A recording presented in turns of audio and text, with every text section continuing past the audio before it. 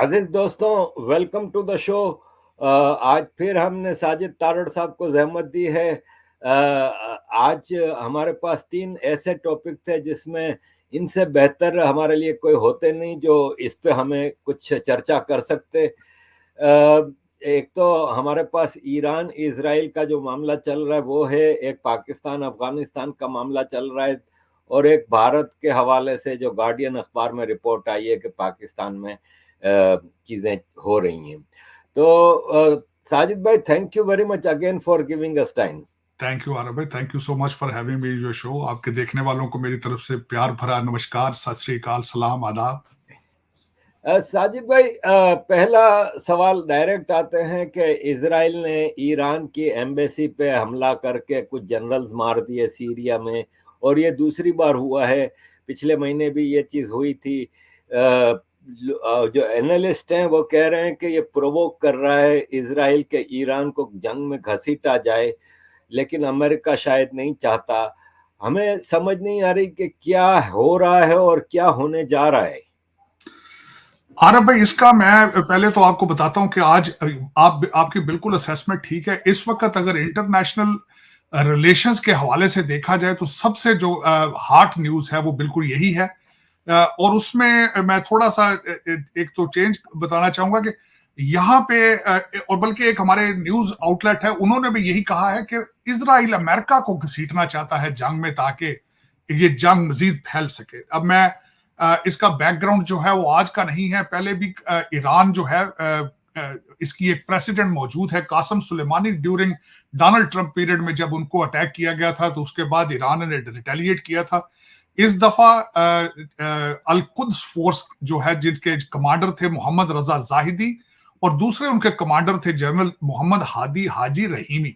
ये दो सिग्निफिकेंट थे, लेकिन इनके साथ कुछ और दूसरे भी एडवाइजर थे जो कि उसमें मारे गए इस अटैक में। और उसमें मैं तीन जो मेजर न्यूज चैनल है पहले उनका बताऊंगा कि वो इस वक्त अमेरिका में वो क्या कह रहे हैं, और उसके बाद हम इसमें खुद पर्सनल मैं अपना एनालिसिस पेश करूंगा। सबसे पहले तो मैं बताना चाहूंगा फॉक्स चैनल है, उस पे अभी जो अच्छा, दूसरा बिलखसूस इसमें यह भी बताना चाहूंगा, अमेरिकन यहाँ पे हमारी न्यूज आपकी न्यूज से और एशियन न्यूज से डिफरेंट होती है। तो उसमें फॉक्स के ऊपर इस वक्त जो फॉर्मर सेक्रेटरी मार्क एस्पर है, बड़ा तजर्बा रखते हैं, उन्होंने वार्न किया है फॉक्स पे कि ईरान हमले की तैयारी कर रहा है। उसके बाद CNN है, उसके ऊपर एक डिटेल आर्टिकल मौजूद है कि अमेरिका जो है वो अपने एसेट्स को बचाने के लिए हाई अलर्ट पर है इस वक्त। अपने एसेट्स से मुराद ये है कि जितनी एम्बेसियां हैं उस रीजन के अंदर वो अपने हाई अलर्ट्स के ऊपर है इस वक्त, और अमेरिकन सिटीजन्स को ट्रैवल एडवाइजरी के हवाले से भी बताया जा सकता है। और इसमें आर्टिकल में यह भी लिखा है कि अमेरिका ने जब ईरान ने राब्ता करके उनको बताया कि don't come into this situation, आपको इजराइल ड्रैग करने की कोशिश कर रहा है जंग में, तो आप प्लीज इसमें एंटर ना हो। तो उसी आर्टिकल के अंदर अमेरिका का रिस्पॉन्ड था कि जब उन्होंने कहा तो अमेरिका ने फौरन अपनी सफाई पेश की कि हम इसमें शामिल नहीं है जो आपके ऊपर हमला किया गया है। और उसी आर्टिकल के अंदर यह भी लिखा गया है कि ईरान के प्रेसिडेंट के जो चीफ ऑफ स्टाफ है मोहम्मद जमशेदी, उन्होंने ट्वीट किया है, और उस ट्वीट के अंदर अमेरिका को कहा गया कि आप प्लीज इस जंग में आप खुद इन्वॉल्व ना हो।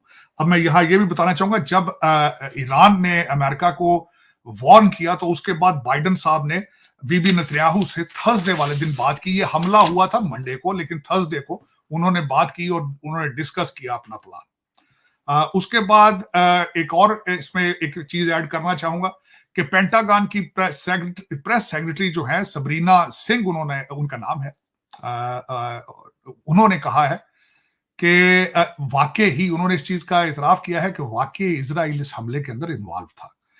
और फिर उसके बाद उन्होंने ये नहीं बताया कि इसमें, उन्होंने कहा कि हमें ये नहीं पता कि कितनी कैजुअल्टी हुई है, लेकिन इजराइल को उन्होंने इस चीज को कन्फेस किया है। दूसरा, इसमें इजराइल ने डायरेक्ट इस चीज का कन्फेशन तो नहीं किया, लेकिन बीबी नेतन्याहू ने उसके बाद जो प्रेस अपनी किया था प्रेस कॉन्फ्रेंस, उसके अंदर उन्होंने ये जरूर कहा है, उन्होंने बल्कि अमेरिका को भी स्नब किया है कि उन्होंने ये क्लियर कहा है, और इसको इंटरनेशनल मीडिया ऑलमोस्ट कन्फेशन ही समझ रहा है। वो कहते हैं few inches away from the confession. उन्होंने कहा कि अमेरिका जो है, इजराइल जो है, वो अपनी डिफेंस की सलाहियत रखता है और हमें जो पेन देगा हम उसको पेन देने की सलाहियत रखते हैं। मेरा मकसद है, उसका उनका डायरेक्ट मकसद ये था प्रीएम्प्टिव अटैक, कि हमें अगर प्रीएम्प्टिव अटैक भी करना पड़ा तो हम करेंगे। तो उसके बाद, क्योंकि पिछले दिनों में एक चीज बात देखी गई है कि अमेरिका एक स्टेप आगे जाता है फिर 2 स्टेप पीछे आता है। उसकी मैं मिसाल ये देना चाहूंगा कि यूनाइटेड नेशंस के अंदर इस पहली दफा अमेरिका ने सिक्योरिटी काउंसिल में इजराइल के खिलाफ वोट दिया, लेकिन साथ ही स्टेट डिपार्टमेंट ने 2 स्टेप पीछे जाके कहा कि दिस एग्रीमेंट जिस पे हमने एग्री किया है इस नॉन बाइंडिंग। तो इसी हवाले से एक दिन इन्होंने यहां पे मैं एक चीज और ऐड करना चाहूंगा कि पिछले दिनों में इजराइल के प्लानिंग मिनिस्टर यहाँ पे आए और उनकी मीटिंग जारी थी। इसके ऊपर बड़ी यहाँ पे बातें हो रही हैं। मीटिंग के अंदर टोनी बिल्कन बैठे थे और जैक सुल्वन जो कि एनएसए हैं अमेरिका के, वो बैठे इस मीटिंग में। तो जो उनके मिनिस्टर ऑफ प्लानिंग थे, उन्होंने कहा था कि हम राफा से सारे फलस्तीनियों को उठा के कैंपों में कहीं बाहर रखना चाहते हैं, जिसके बारे में कई स्पेकुलेशंस हैं कि either move them to Africa, और कभी ये भी बात होती है maybe they will be push towards Egypt. Egypt से भी बात हो रही है, इजिप्ट उससे पैसे मांगता है। लेकिन उसके ऊपर टोनी बिल्कन ने जब अपनी रिजर्वेशंस की बात का इजहार किया तो सुना है कि उन्होंने बड़े बुरे तरीके से येल किया, और यहाँ पे उसको एज ए इंसल्ट समझा जा रहा है कि एक इजराइल का मिनिस्टर अमेरिका के अंदर आके इतनी अपनी आवाज बुलंद के साथ उसने स्नब किया इनको। लेकिन इससे पहले मैं एक आपके देखने वालों को थोड़ा सा ये भी बताना चाहूंगा, यहाँ पे बर्नी सैंडर जो कि इलेक्शन लड़ चुके हैं प्रेसिडेंशियल, उन्होंने पिछले दिनों कांग्रेस के फ्लोर के अंदर खड़े होकर स्पीच अपनी में कहा था कि अमेरिका की लाचारी देखें कि इस जंग को फाइनेंशियली भी हम सपोर्ट कर रहे हैं, असला भी सारा हम दे रहे हैं, लेकिन इजराइल हमारी बात सुनने के लिए तैयार नहीं है। ये अमेरिका के खिलाफ। इसके बाद में 2 न्यूज आउटलेट्स जो हैं मजीद उनके बारे में बताऊंगा। एक ब्लूमबर्ग है, उन्होंने उसमें लिखा है कि ईरान जो है उसने अमेरिका को वार्न किया है, और जो लफ्ज इस्तेमाल किया उन्होंने ब्लूमबर्ग में, उन्होंने कहा है कि स्टेप असाइड, हम चाहेंगे कि अमेरिका स्टेप असाइड करे जब हम हमला करें तो अमेरिका उसके अंदर इन्वॉल्व ना हो।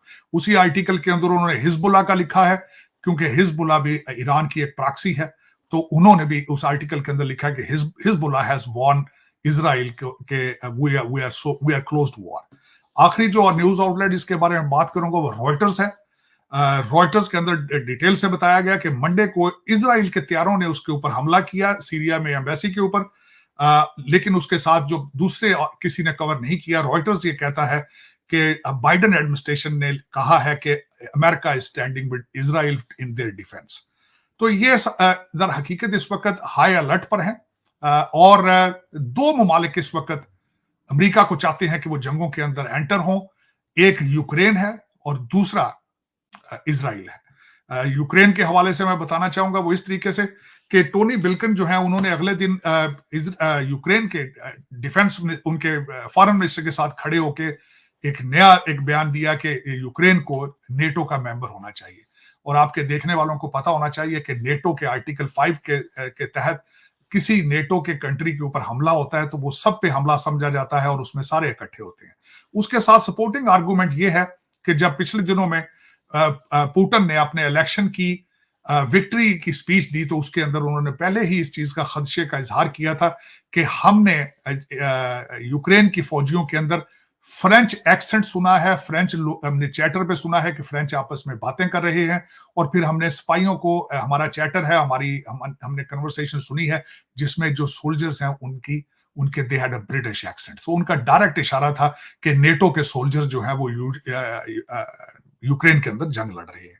तो दर हकीकत अगर देखा जाए तो सर्कमस्टांसेस अजीब से हैं, बल्कि बार बार यहाँ अमेरिकन मीडिया इस चीज को वार्न करता है कि maybe we are moving towards the third world war, और मे बी पुतिन की तरफ से पहले ये वार्न भी किया था कि वो शायद स्पेस के अंदर एटॉमिक स्टेशन बनाना चाहते हैं, एटॉमिक प्लांट बनाना चाहते हैं। और इस वक्त सबसे ज्यादा जो रशिया की जंग है उसके अंदर उनका नुकसान हो रहा है, क्योंकि अमेरिका और जो एलाइज हैं नेटो, वो सैटेलाइट के जरिए यूक्रेन की आर्मी को सपोर्ट करते हैं, और उसके उन्हीं शवाहिद की वजह से यूक्रेन इज हमले कर रहा है मेन लैंड रशिया के अंदर। और उसमें बिलखसूस अगले दिन अपने जो विक्ट्री स्पीच थी इलेक्शन के बाद, पुतिन ने कहा था कि हम 200 मील तक का मजीद अंदर जाएंगे यूक्रेन के, कि हम एक बफर जोन बनाना चाहते हैं। वो ये नहीं कहते कि हम यूक्रेन को कब्जा करेंगे, वो कहते हैं we need a buffer zone, क्योंकि यूक्रेन के अंदर से बॉम्ब जो आके Russia mainland, Moscow, Saint Petersburg तक आ रहे हैं, तो उसको हमने प्रोटेक्ट करना है। तो मेरे ख्याल में इस वक्त जो अगर 33,000 से ज्यादा इस वक्त फलस्तीनी मारे जा चुके हैं, और जो सबसे बड़ी सिग्निफिकेंट जो इंटरनेशनल मीडिया पे इसराइल की तरफ से इसराइल के खिलाफ जो चीज गई है, वो जो 7 मुख्तलिफ नेशंस के लोग जो मारे गए इमदादी कैंप के ऊपर, जो उनकी गाड़ियों पे, और एक गाड़ी जिसके ऊपर बम लगा है, वो इस वक्त हर जगह, हर टीवी स्टेशन के ऊपर, हर सोशल मीडिया पे लोग उसको इस्तेमाल कर रहे हैं। उन लोगों के पासपोर्टों की खून ज़दा पिक्चर्स हैं, वो भी आ रही हैं। तो इस वक्त अगर देखा जाए तो Israel is not only losing PR campaign के अंदर, दे आर फेलिंग। इस वक्त हम दर्दियां सिर्फ और सिर्फ, बल्कि अमेरिका के अंदर भी, मैं पिछले हफ्ते मैं आरएफ भाई बताना चाहूंगा कि न्यूयॉर्क के अंदर जो बाइडन ने 3 प्रेसिडेंट ने, जो बाइडन, ओबामा और क्लिंटन ने मिलके फंड रेजिंग किया, जिसके अंदर $26 मिलियन इकट्ठा किया गया, और डेमोक्रेट पार्टी ने बड़ा ब्रैग किया कि हमने एक रात में $26 मिलियन इलेक्शन के लिए इकट्ठा किया। लेकिन उसके बाद हजारों के हिसाब से लोग जो थे वो एंटी वॉर वहां पे, जिसमें उन्होंने एहतजाज किया, बड़े नारेबाजी की उन्होंने। इस वक्त अगर देखा जाए तो Israel is losing on the PR front. जंग तो हो सकता है जीत रहे हो अभी, लेकिन उसमें एक बात, जिस तरह खुद मैं अभी आपसे बात भी कर रहा था, मैं दूसरी पार्टी का भी बयानिया बताना चाहूंगा। डोनाल्ड ट्रंप से अगले दिन उनसे पूछा गया कि अगर आप प्रेसिडेंट होते तो आप क्या करते, आप, या अगर आप इलेक्शन जीत जाते हैं तो व्हाट इज योर ओपिनियन। तो उन पे, उस पे मैं उन्होंने बड़ा अच्छा जवाब दिया। उन्होंने कहा मैं ये जरूर चाहूंगा कि इसराइल अपने जंग के अहदाफ, अपने टारगेट अचीव करे, लेकिन अचीव करके फौरन उसको वापस निकलना चाहिए। उनको इतनी प्रोलॉन्ग 6 महीने, और अभी तक देखा जा रहा है कि Israel hasn't achieve the targets yet. 100 से ज्यादा hostages they are still held by Hamas. तो अगर देखा जाए तो जंग तो है, 33,000 लोग मारे हैं, लेकिन वो जिस तरह कहते हैं कि अभी तक आपने टारगेट उन्होंने अचीव नहीं किए। हमास इज स्टिल देयर, जिस तरह वो कहते हैं हमने हमास का सफाया करना है, मेरे ख्याल में वो अभी तक अचीव नहीं किए। और इस तरह ही अगर चलता रहा तो पता नहीं कितना अरसा है ये जंग चलेगी। इस वक्त America is running out of money, America is running out of armaments at the same time. आपने देखा होगा कि पिछले दिनों में ये भी खबरें निकली थी कि अमेरिका के पास अब देने के लिए असला मौजूद नहीं है। वो इन्होंने, अमेरिकन ने उसमें सफाई ये दी थी कि हमने वहीं असला स्टोर किया हुआ था उस रीजन में, तो वहीं से दे रहे हैं।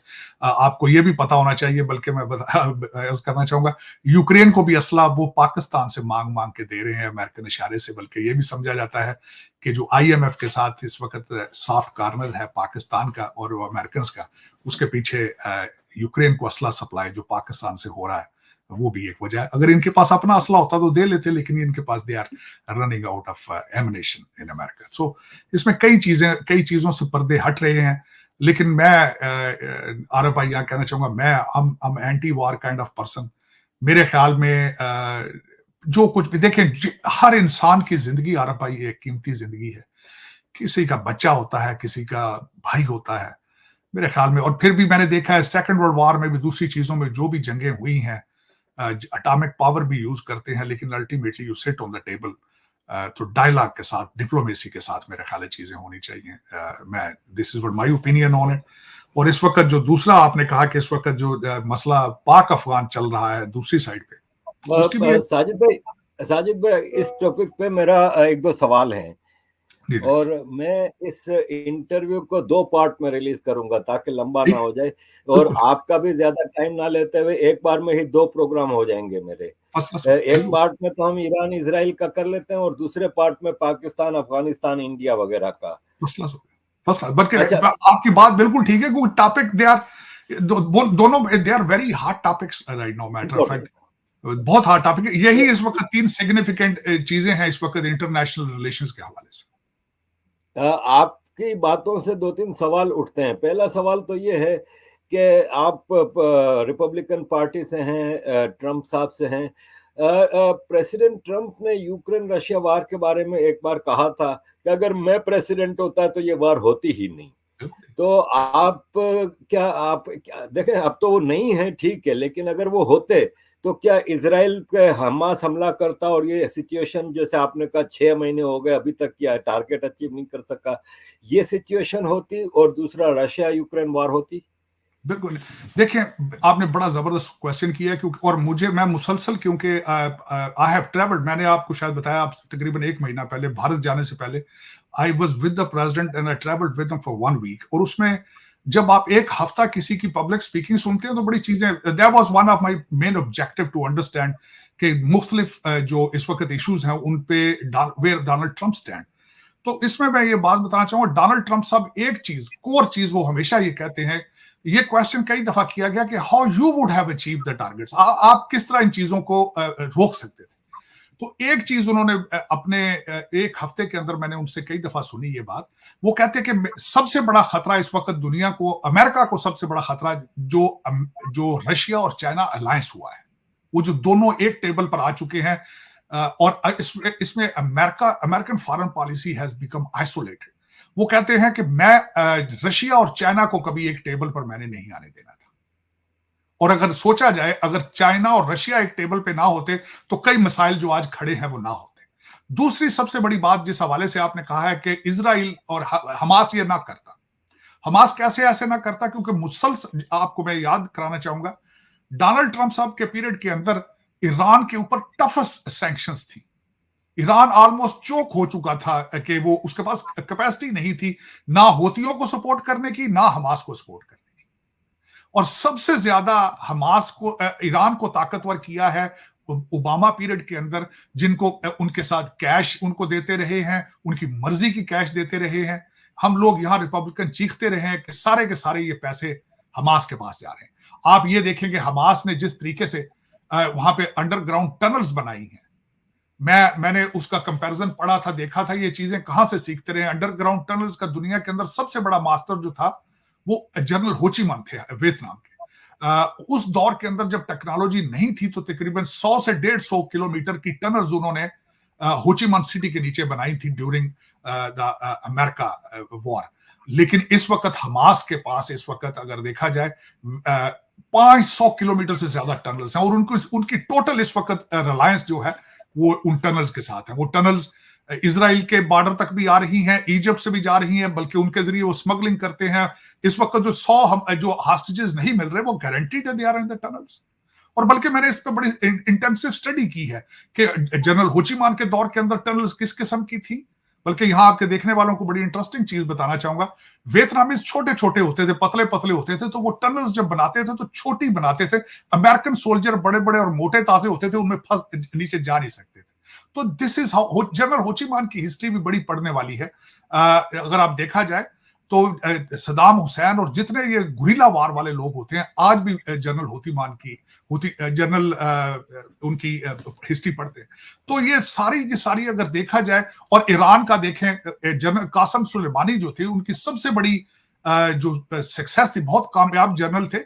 उनकी सबसे बड़ी ईरान के लिए सर्विसेज है कि दुनिया की सारी प्रॉक्सीज जो है उन्होंने क्रिएट की है। होती उन्होंने बनाए, हिजबुल्लाह को ट्रेन वो करते रहे हैं। उसके बाद सीरिया के अंदर ये अल कुद्स ब्रिगेड है, कासम ब्रिगेड है, पता नहीं सारी प्रॉक्सी, इन सब के मास्टरमाइंड जो थे जनरल कासम सुलेमानी थे, जिनको डोनाल्ड ट्रंप ने अटैक किया था। तो दर हकीकत देखा जाए तो मेरा ख्याल में रिसेंट जो जितने प्रेसिडेंट थे उनमें Donald Trump was the first president कि उनके 4 साल के अंदर कोई भी किसी को जरूरत नहीं थी। और एक सबसे बड़ी बात यह है, आखिरी इसका सपोर्टिंग आर्गुमेंट दूंगा, अरे भाई, कि डोनाल्ड ट्रंप इज अनप्रेडिक्टेबल।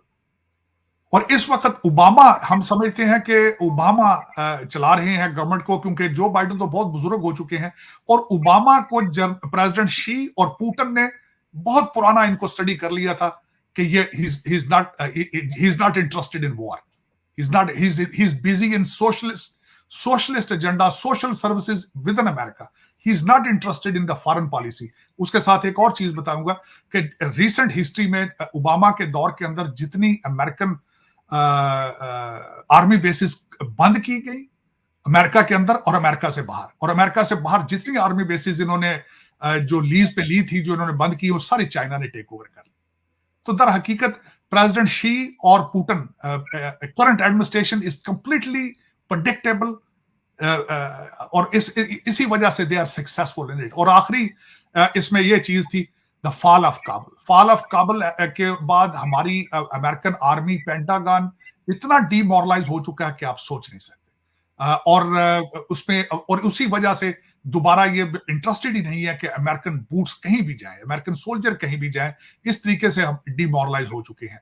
अब बार बार ये क्वेश्चन किया जाता है कि अफगानिस्तान से इनखला तो डोनाल्ड ट्रंप ने भी करना था। बट सिंपल क्वेश्चन किया जाता है कि इनमें, इनके इनखला में और बाइडेन के इनखला में फर्क क्या है? फंडामेंटल फर्क यह है कि एक तो जो बडग्राम एयरबेस है वो तालिबान एग्री कर चुके थे कि आप उसको रख सकते हैं। डोनाल्ड ट्रंप उसको रखना चाहते थे, अमेरिकन प्रेजेंस वहां रखना चाहते थे। उन्होंने अपनी स्पीचेस में भी कई दफा कहा है कि उस आर्मी बेस की बहुत ज्यादा जरूरत थी। एक तो अमेरिका ने उस पर बहुत ज्यादा पैसा लगा के वो बेस बनाई थी, और दूसरा हम चाइना के करीब रहना चाहते थे अपने सोल्जर्स को रख के। We wanted to watch China by ourselves. एक तो सबसे बड़ा डिफरेंस ये था। दूसरा, उनके प्लान का हिस्सा था कि अमेरिकन एयर फोर्स की जो सपोर्ट है वो आखिरी दिन तक हमारे सोल्जर्स के साथ रहे। बाइडेन एडमिनिस्ट्रेशन ने आते ही पहला स्टेप ये किया इनखला का कि अमेरिकन एयरफोर्स की सपोर्ट बंद कर दी। उसका पहला नुकसान ये हुआ था कि अफगानी सोल्जर्स घबरा के वहां से सारे रिट्रीट करके भाग गए थे। और इसी वजह से अमेरिकन CIA की प्रेडिक्शन गलत रही। ये कहते रहे कि तालिबान 1 महीने तक आएंगे काबुल, लेकिन वो 1 हफ्ते में वहां पहुंच गए क्योंकि ऊपर से एयरफोर्स की सपोर्ट नहीं थी। तो ये फंडामेंटल डिफरेंसेस हैं इन बिटवीन बोथ प्रेसिडेंट्स, और फंडामेंटल डिफरेंसेस हैं in between Democrat party and Republican party. Democrat party is not interested in larger government. Donald Trump का जो डॉक्ट्रिन था, वो डॉक्ट्रिन था अचीविंग पीस थ्रू स्ट्रेंथ। मतलब ये है कि हम पीस चाहते हैं लेकिन अपनी फौज के साथ पीस, आप स्ट्रांग होकर पीस चाहते हैं, अमन चाहते हैं लेकिन with the upper hand on it. So this is a fundamental difference in between Republican Party and Democrat mindset. Sajid साहब, आपने अभी जैसे कहा तो ईरान को और इजराइल के हवाले से इतना डिटेल में बताया। मैं सिंपल सा सवाल करता हूं, do you think Iran will attack Israel? बिल्कुल, मेरे ख्याल में रिटेलिएट करेगा, क्योंकि उसकी वजह यह है कि ईरान इस वक्त very close to Russia. Matter of fact Russian भी इस वक्त आपको पता है, और ड्रोन टेक्नोलॉजी उनकी, और बड़ी चीप ड्रोन टेक्नोलॉजी उनका ड्रोन शाहिद इस वक्त जो है वो रशिया इस्तेमाल कर रहा है, और इट्स वेरी लीथल। और दूसरा, उन्हें पता है इस वक्त कि अमेरिका कमजोर है, अमेरिका की फॉरेन पॉलिसी कमजोर है, और Israel is losing on the PR front at the same time. और तीसरी एक और बात भी मैं ऐड करना चाहूंगा कि उन्हें पता है कि Israel army is at the same time 6 महीने में वो भी थक चुके हैं, इकॉनमी उनकी सफर कर रही है इजराइल की। तो मेरे ख्याल में अगर देखा जाए तो सर्कमस्टांसेस इट लुक्स फिजिबल कि जो ईरान है अपने मसल फ्लेक्स करे। और ईरान उस रीजन के अंदर बहुत स्ट्रांग है। अगर देखा जाए पिछले 10 सालों के अंदर जो कुछ उस रीजन में हुआ है उसने ईरान को स्ट्रांग किया है। चाहे वो इराक जंग थी जिसमें, और चाहे वो डेजर्ट स्टॉर्म थी, चाहे वो लेबनान का, चाहे वो सीरिया का हालात थे, हर जगह के अंदर देखा जाए इस वक्त 1 लाख के करीब तो सोल्जर जो है सीरिया के अंदर उनके बैठे हैं, और हिजबुल्लाह की सपोर्ट है, फिर उसके बाद हमास को है। और दूसरा, पिछले रशिया का स्ट्रांग होना, पैसा बनाना, रूबल का स्ट्रांग होना, और अमेरिका के अंदर डेमोक्रेट पार्टी और ओबामा का स्ट्रांग होना, ये सारी चीजें अगर देखी जाए मेरे ख्याल ईरान विल रिटेलिएट। और दूसरा सबसे बड़ी बात यह है कि उनके रडार पे इस वक्त सऊदी अरेबिया नहीं है। वो चाइना में जाके ईरान और सऊदी अरेबिया एक दूसरे के साथ वो सेटल हो चुके हैं। तो ओनली सो इस वक्त वो they are free to do it and they will flex their muscle. तो आपने कहा कि इजराइल अपना डिफेंस कर सकता है, और फिर साथ आपने ये भी कहा कि 6 महीने गुजर गए, वो अभी तक अपने हॉस्टेजेस नहीं छुड़ा सके, अभी तक हमास को नहीं खत्म कर सके। Do you think Iran attack करेगा तो Israel Hezbollah, Hamas, Houthi, Iran इन सब का मुकाबला कर सकेगा? सीरिया? ये बीबी नेतन्याहू की स्टेटमेंट थी कि हम तैयार हैं, अब करेंगे। परसों की उन्होंने जब इसके बाद, क्योंकि यहाँ से अमेरिकन स्टेट डिपार्टमेंट और इन्होंने कहा था कि we won't stand with Israel. मैंने आपको बताया आजकल अमेरिकन कंफ्यूज है, एक स्टेप आगे जाते हैं, 2 पीछे आ जाते हैं। इन्होंने पिछले हफ्ते ये कहा था कि हम इजराइल को सपोर्ट नहीं करेंगे। जब यूनाइटेड नेशंस के वोट के बाद तो बीबी नेतन्याहू ने उसको रिबट किया था कि वी डोंट केयर, हम खुद ही अपना डिफेंड अपने आप को डिफेंड भी कर सकते हैं और रिटेलिएट भी कर सकते हैं। लेकिन मेरे ख्याल में अगर जाती तौर पर देखा जाए तो मेरे ख्याल में इनको आज भी अगर देखा जाए तो हमास के कई लोग इजिप्ट गए हैं, दे आर बैकडोर चैनल के ऊपर बातें हो रही हैं इस वक्त अगर देखा जाए। लेकिन मेरे जिस तरह मैंने आरएफआई अगर मुझसे जाती तौर पे पूछे, मैं तो यही कहूंगा कि कहीं ना कहीं बैठ के इन चीजों को रिजॉल्व किया जाए, खत्म किया जाए, ह्यूमन सफरिंग को कम किया जाए अगर देखा जाए, और यही सोल्यूशन है। देखें, मैं चाहता था आरफ भाई, मैं ये चाहता ये था कि हमास, देखें ये आपको सोचना होगा, इसको शुरू हमास ने किया। जी जो मेरी ख्वाहिश ये थी कि फलस्तीनी हमास को रिजेक्ट करते। हाँ। मेरी ख्वाहिश ये थी कि जो फलस्तीनी है हमास को कहते कि आप हमारी जान छोड़ो, हमारे बच्चे मर रहे हैं। लेकिन वो उन्होंने वहां उनसे ये नहीं हो पा रहा। अल्टीमेटली तो ये उन्हीं का डिसीजन है। देखिए 33,000 मरने वाले तो फलस्तीनी है, अल्टीमेटली सफरिंग तो उनकी अपनी है। तो उनको चाहिए था कि हमास को रिजेक्ट करते, अपने बच्चों को पढ़ाते। आज के दौर के अंदर आरफ भाई मैं समझता हूं दुनिया से सबसे बड़ा इंतकाम आपकी तरक्की से इंतकाम होता है, अपनी तालीम से इंतकाम लें लोगों से। एग्रीड।